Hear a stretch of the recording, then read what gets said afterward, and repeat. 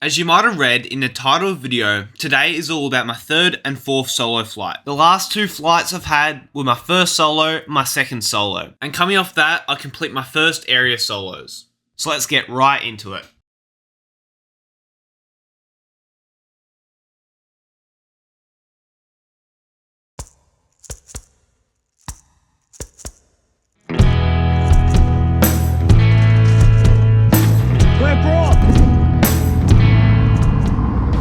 Well, it was absolutely great to be back out at the airfield and in the plane and flying again today.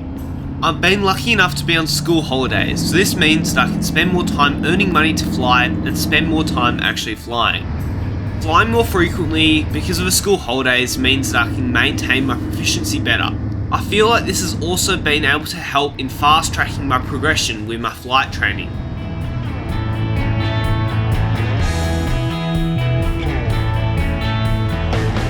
In my experience, the last couple of flights, what's typically happened is I go for a flight with my instructor. Then we come back and do some circuits, and once he thinks I'm ready, he hops out of the aircraft and gets me to do what we just did. But this time, all by myself.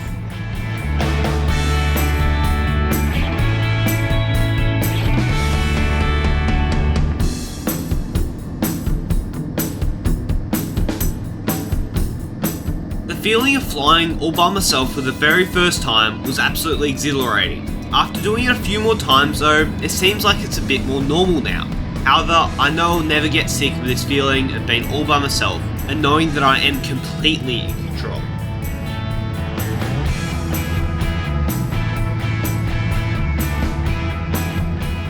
Flying solo has certainly given me more confidence in my own flying ability. When you're flying with an instructor and you're not sure about something, all you have to do is look to your right and ask the question, what do I do here? But when you're all by yourself in the aircraft, it falls upon you to make that decision. Later in the video, I'll talk about one of these experiences from my fourth solo flight.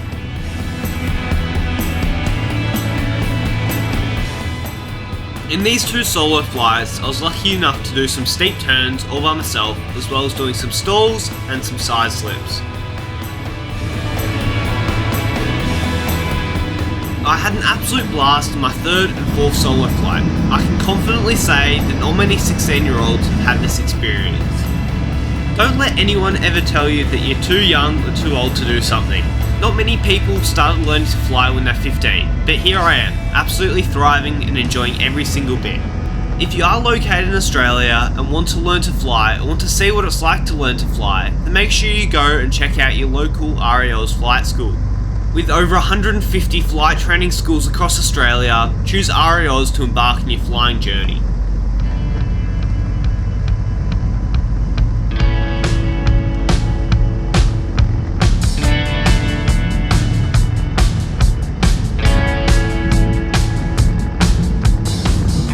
My first solo, I did one circuit. My second solo, I did 4.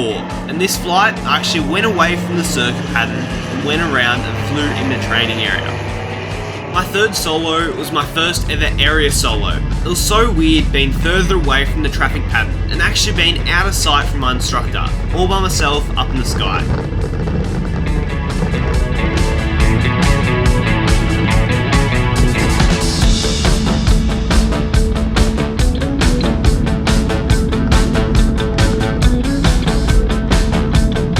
Moving on to solo flight number 4, being my second area solo. This was only my fourth solo flight, and it's funny, going out to the taxiway, it sort of feels normal without an instructor next to me.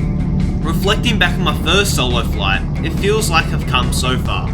Only a few weeks ago was I taxiing out by myself for the first time, and now, a few weeks later, I'm on my fourth solo flight and I'm already flying away from the airport.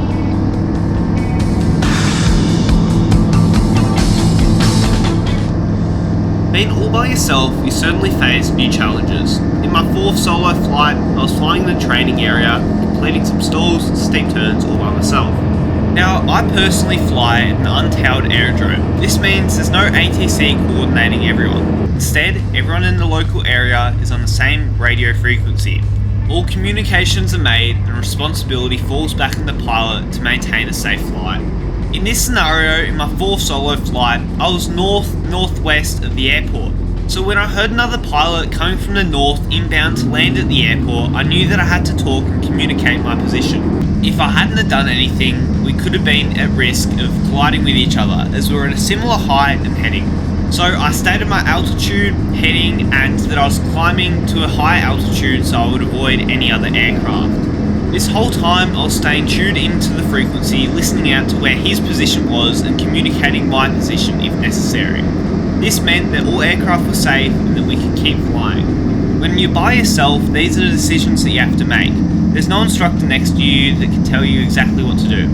Although my instructor was on the frequency monitoring all communications, it was still up to me as pilot in command or by myself in the aircraft to make these decisions. Soon enough I'll have my pilot certificate. This means that I won't need to fly with an instructor at all. So being able to make these decisions is important as I will be by myself when I'm flying. Even though I'm going on a solo at the end of each flight now, I'm still getting really excited each time I go up, and it's great to be all up there by myself. I certainly look forward to going on more solos in the future and seeing where this journey in aviation can take me. If you've got any personal experiences going solo and would like to share it, don't forget to leave a comment down below. And if you found value in the video, don't forget to leave a like and subscribe to the channel to see more videos like this. So on that note, safe flying everyone, and I'll see you guys in my next video.